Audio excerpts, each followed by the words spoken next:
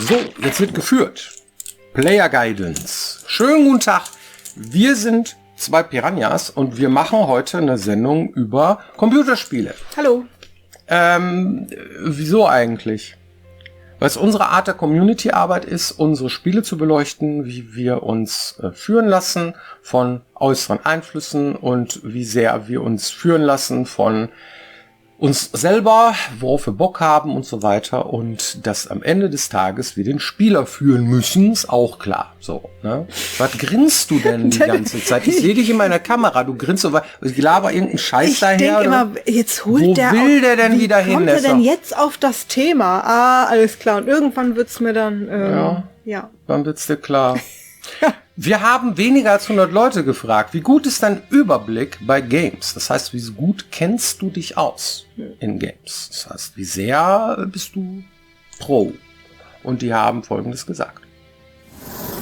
Also dadurch, dass ich fast hauptsächlich Open-World-Rollenspiele spiele, habe ich da mittlerweile tatsächlich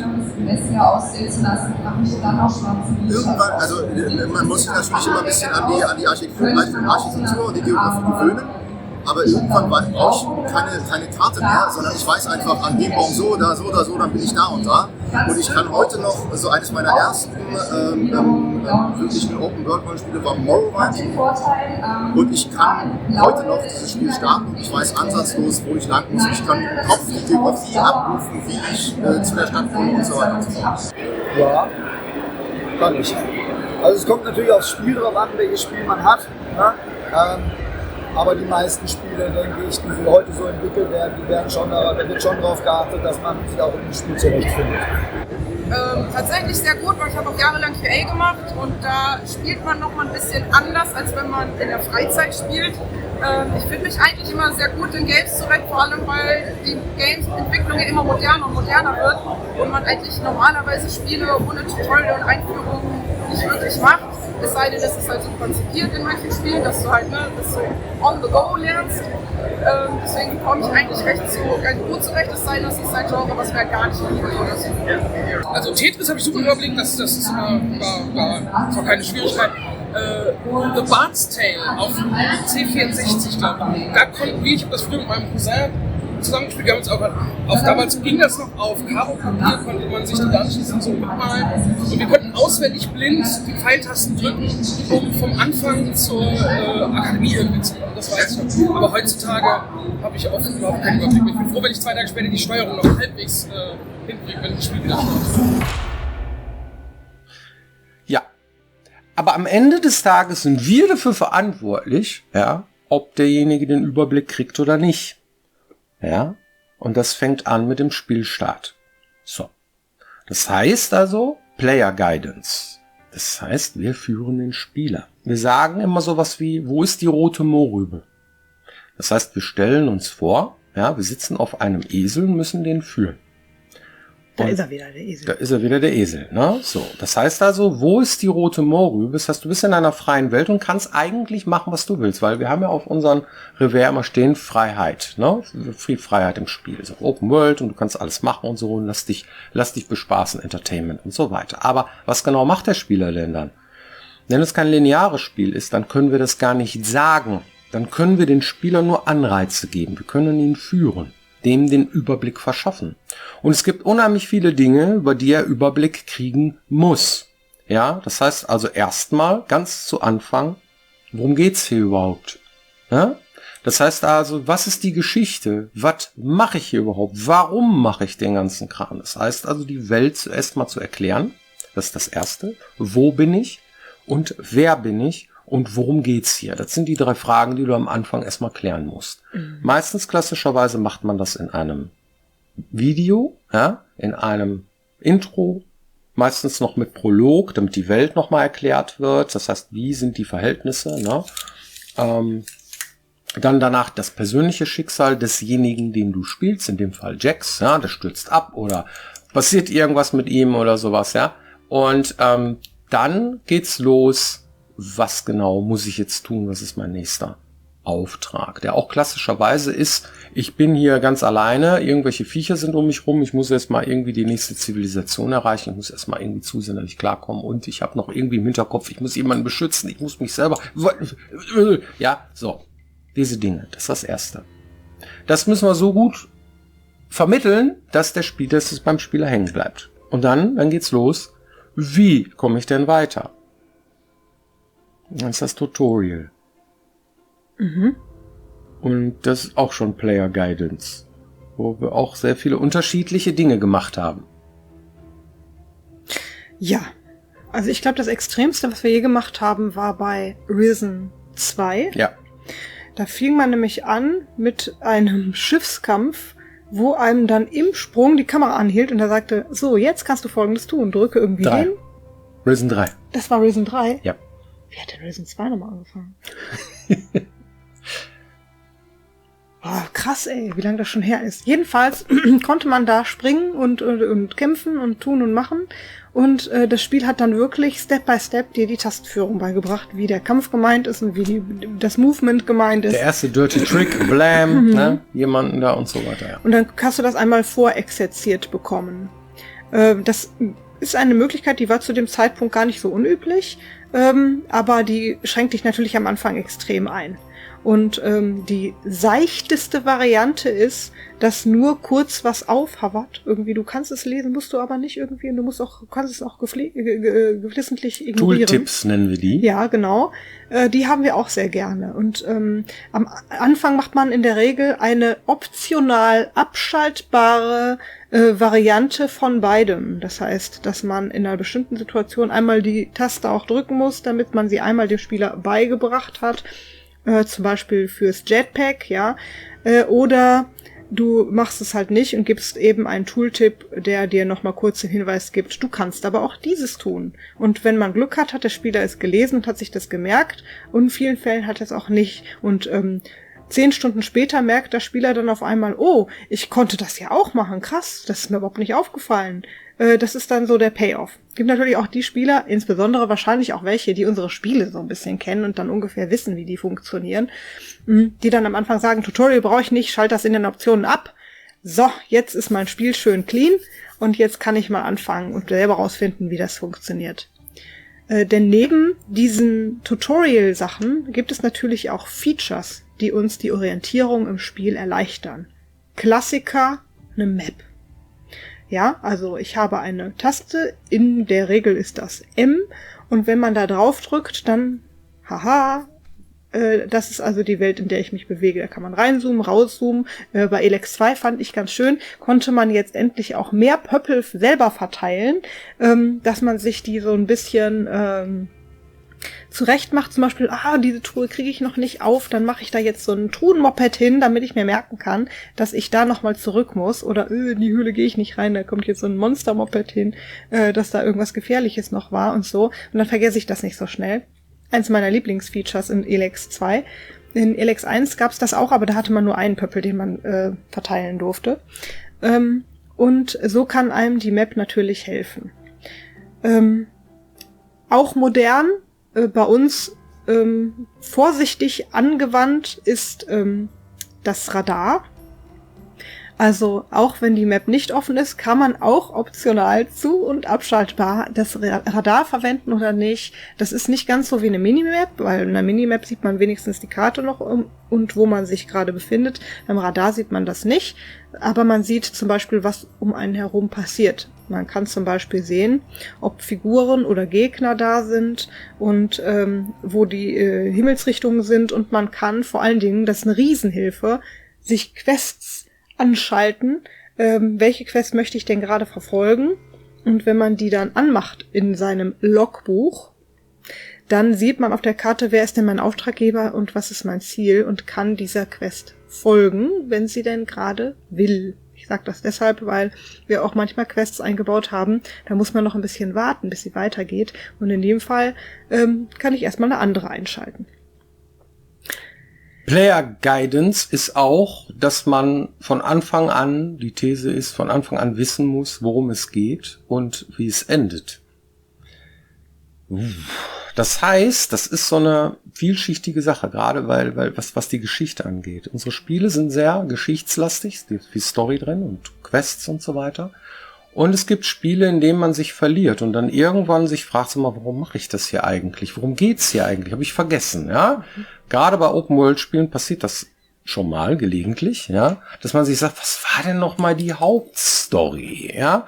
Und da gibt's unheimlich viele Schreiberlinge, die uns beraten möchten und sagen, am Anfang muss klar sein, wo der Weg ist und wo das Ende ist. Dass sie sagen, man muss am Anfang schon, ja, mit dem Endgegner im Grunde genommen schon thematisieren. Das muss man überall droppen, damit am Ende, damit der Tag Struktur hat, wo der Feind ist. So. Wir mögen das aber nicht. Wir finden das doof. Das heißt, eigentlich möchten wir gar nicht so frühzeitig schon revealen, ja, worum es da geht, ja, sondern das heißt, was man am Ende dann machen muss, weil das ist unspannend. Wer liest denn schon gerne die letzte Seite eines Krimis, um zu wissen, wer der Mörder ist? Dann brauche ich mir die Geschichte ja nicht mehr durchlesen. Ich hörte mal, es gibt Leute, die machen das, ja, also die wir kennen. Ich kenn da auch jemanden. Ja, ne? Kann man machen. Möchte man diesen Menschen jetzt verbieten, Spaß zu haben an einem Buch? Und dann so, nein, natürlich nicht. Aber für uns ist es so, wenn wir so etwas tun, wenn wir schon von Anfang an erklären, worum es geht am Ende des Tages, so wie das Spiel endet, dann guckst du dir nur noch die Prozentzahl an, wie viel Prozent des Spiels du gespielt hast. Gibt Menschen, die finden das auch gut. Guck mal, wie viel Prozent habe ich denn jetzt? Ja? Wie viel Prozent habe ich jetzt, ist aber auch so ein Ding, wie viel Prozent ist das denn jetzt? Was ist denn jetzt die Hauptstory? Wie viel Prozent von den Prozenten, die ich da gemacht habe, ist denn jetzt irgendwie die Hauptstory? Gibt's ja auch so Spiele, ne? Wir machen sowas zum Beispiel nicht, ne? Wir schreiben keine Prozentzahl. Du hast jetzt so und so viel Prozent von der Hauptstory gespielt. Ja, total unromantisch. Das ist, ja, vielleicht auch nicht. Also es gibt Leute, die mögen das vielleicht sogar, dass sie wissen so irgendwie, okay, ich habe jetzt 2 Stunden, wie viel muss ich denn noch, ne? Unromantisch. Finden wir nicht gut. So kann man alles machen. Das ist aber wie Ladebalken beobachten. Finden wir so, ja. Also ja? Das erste, was mir dazu eingefallen ist, wenn du das so sagst, ist Skyrim. Skyrim fand ich die Hauptstory ehrlich gesagt gar nicht so interessant. Aber das Spiel war trotzdem super, weil das Pacing so gemacht war, dass du dich stundenlang einfach mit irgendwas beschäftigst und das war dann dein Spiel. Wenn ein Spiel das kann, ist das trotzdem super. Natürlich könnten die jetzt auch noch irgendwie in der Hauptstory sagen, wir gewichten das jetzt auch höher und machen da noch mehr oder so. Das ist alles valide, aber manchmal ist das gar nicht schlimm, wenn du dich irgendwie von irgendwelchen Sachen fangen lässt. Denn wenn das Spiel das zulässt, dieses irgendwie, ach, guck mal, da hinten der Turm, was ist denn das wo? Oh, oder liegt irgendwas, das glitzert im Wald, dann gehe ich erstmal dahin. Ah, da ist ja irgendwie irgendwas, da wird gerade einer überfallen, dann helfe ich dem erstmal und dann musst du irgendwie das Ganze zurückwärts wieder aufribbeln irgendwie, dann hilfst du dem erstmal und dann musst du eigentlich das Gold aufsammeln, da wolltest du zum Turm, hast vergessen, dass der Turm überhaupt existiert, weil der Typ, dem du geholfen hast, erstmal dich jetzt ins nächste Dorf führt. Und wenn man so ein Spiel hat, dann hat man eigentlich schon gewonnen, weil dann hast du den Spieler gefangen. Mhm. Auf der anderen Seite ist es so, wenn der Spieler sich die ganze Zeit fragt, warum mache ich das eigentlich, weil die Hauptstory in den Hintergrund rückt oder die nicht so genug präsent ist, sind wir auch schon mal für kritisiert worden. Genau für diesen Punkt. Ja, dass man sagt irgendwie, ja, man weiß ja gar nicht mehr, worum es geht. Ja, Player Guidance, gerade bei Elex 1 war das so. Ja, da wurden wir sehr kritisiert dafür, dass man irgendwann nicht mehr weiß, wo geht's denn, was ist denn eigentlich das nächste und so weiter und so weiter. Wir fanden das eigentlich gut, dass das so ist, wurden dafür aber kritisiert. Also müssen wir jetzt so eine Mischform machen. Ja. Ja, weil es halt unterschiedliche Arten von Spielern gibt. Die einen, die finden es total gut, wenn sie alleine gelassen werden und sich das Spiel suchen müssen. Andere Spieler finden es total gut, wenn sie geführt werden. Und zwar richtig geführt werden. Das heißt also, was ist das Nächste, was ist das Nächste? Und die rennen auch dieser Perlenkette hinterher. Kann man bei Skyrim auch machen. Aber das Spiel bemüht sich, ja, dich davon abzulenken. Und zwar die ganze Zeit macht es das. Ne? Und das ist natürlich schon eine gewisse Qualität, die du dem Spiel zubilligst oder zusprichst und so, die aber nicht dazu führen darf, dass man irgendwann sagt, ich habe keinen Bock mehr, ist mir zu beliebig oder sowas. Das ist ein schmaler Grat, Leute. Es ist auch so, es ist gar nicht so einfach als Entwickler zu erkennen, wann dieser Punkt ist, dass du dich verlierst. Ja. Also ich nenne mal 2 Beispiele. Du wolltest zum Turm gehen, es glitzerte im Wald, du wolltest was aufsammeln, da hinten wird einer überfallen, du gehst dahin Und der Typ, den du eigentlich helfen wolltest, der wird dann von irgendwie 3 Goblins getötet irgendwie. Du rennst den Goblins hinterher irgendwie, gehst die Schlucht runter, haust die platt, lootest die und stehst da. Das ist dann der Moment, wo es dich vielleicht verliert. Ne? Das heißt, du hast niemanden, der dich dann irgendwo hinführt, es ist nichts mehr passiert, du stehst irgendwo im Nirgendwo und hast überhaupt keine Ahnung, wo du bist, keine Ahnung, wo du hin musst, keine Ahnung, wo du hin willst und das Spiel hat dich ein Stück weit verloren. Wenn das passiert sehr, sehr schnell. Ja, genau, das kann dir genauso gut passieren, wie du rettest den Typen irgendwie und der sagt dir, ey, ich zeig dir mal was, du gehst mit dem in den nächsten Dorf und so führt es dich immer weiter in die nächste Situation, du bleibst immer am Ball. Auch das kann dir passieren. Und je nachdem, wie häufig dir das Erstere passiert, desto eher verliert das Spiel den Spieler. Und das so zu platzieren und so zu machen, dass das Spiel dir immer was anbietet, du immer was zu sehen hast, und dich lockt quasi, ist im Grunde genommen die Kunst dabei, ohne dass du dabei irgendwie das Gefühl hast, jetzt habe ich überhaupt keine Ahnung mehr, worum es geht. Das ist Pacing. Ne? Das ist das Pacing. Das heißt, dass du den Spieler die ganze Zeit beschäftigst mit Dingen, die ihn interessieren und nicht mit Dingen, die ihn nicht interessieren. So, das ist natürlich auch so eine Sache. Ja. Hier ist eine These, die ich hier aufgeschrieben habe. Bevormundung des Spielers oder der Spielerin muss um jeden Preis verhindert werden. Auch nicht richtig, ne? Weil, wenn man dem Spieler komplett die Freiheit lässt, so wie bei Minecraft, dann hat er vielleicht auch keinen Bock mehr, weil er gar nicht weiß, was er als nächstes tun soll. Ist auch so ein Rumgeeier, so, ne?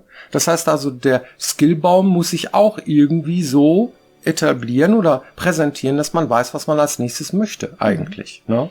Also was ich auf jeden Fall häufig gelesen habe, auch hier auf den Kanalkommentaren schon, ist, Spieler ärgern sich dann, wenn man ihnen etwas aufdrückt, was sie tun müssen, was sie aber eigentlich gar nicht tun wollen.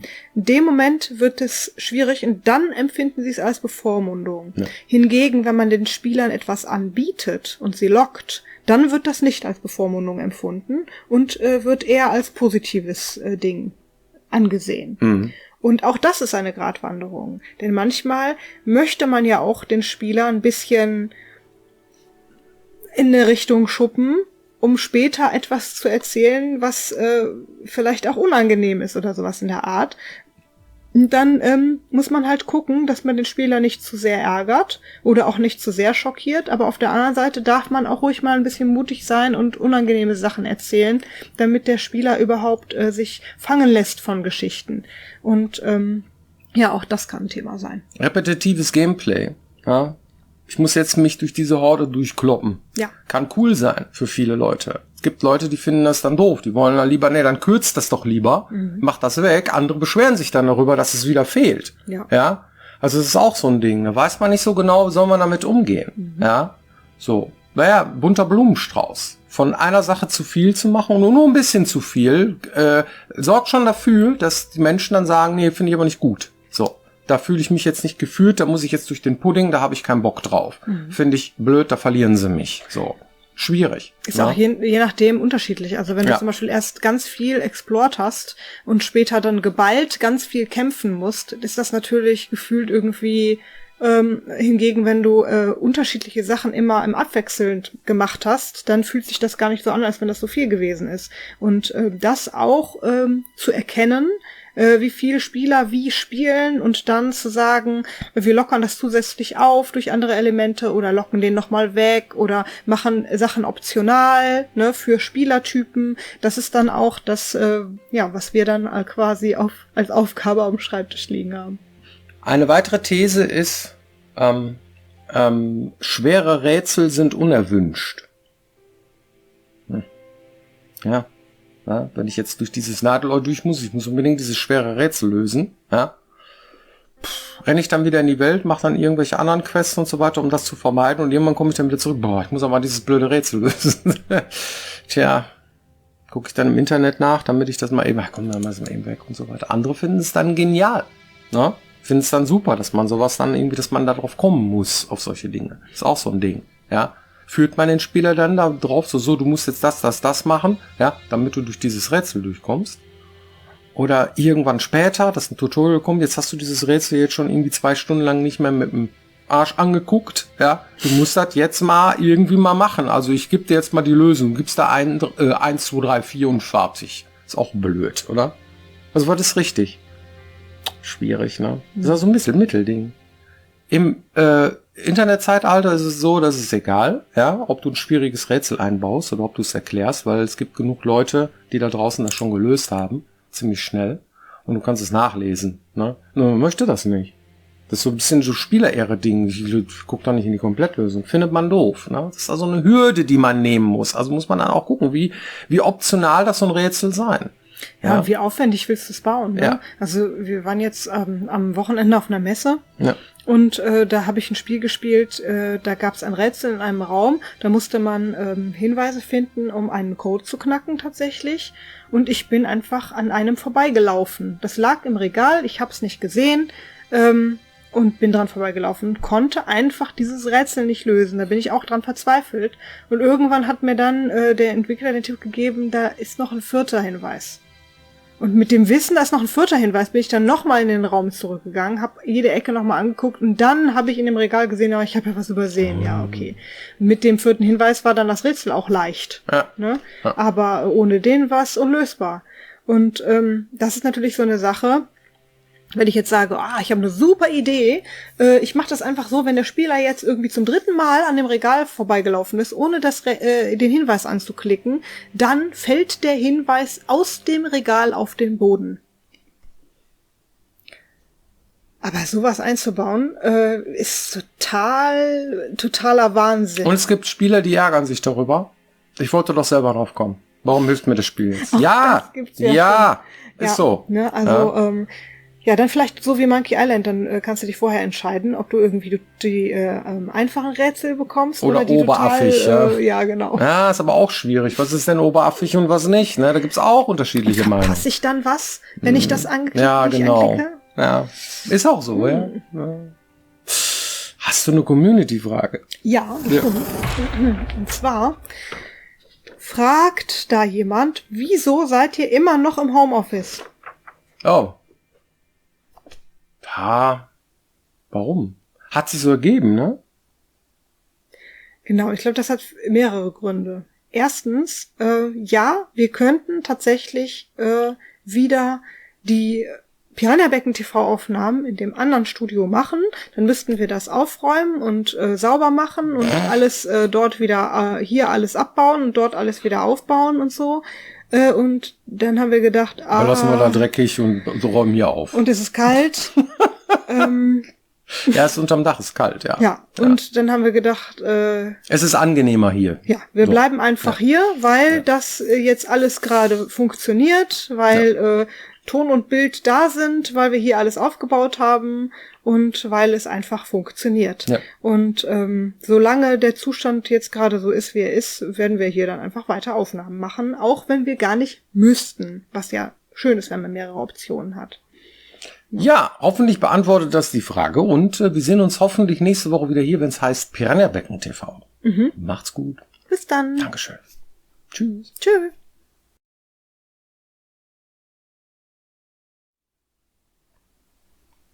Ja, ich find's cool hier. Ja, ist auch schön warm. Ja.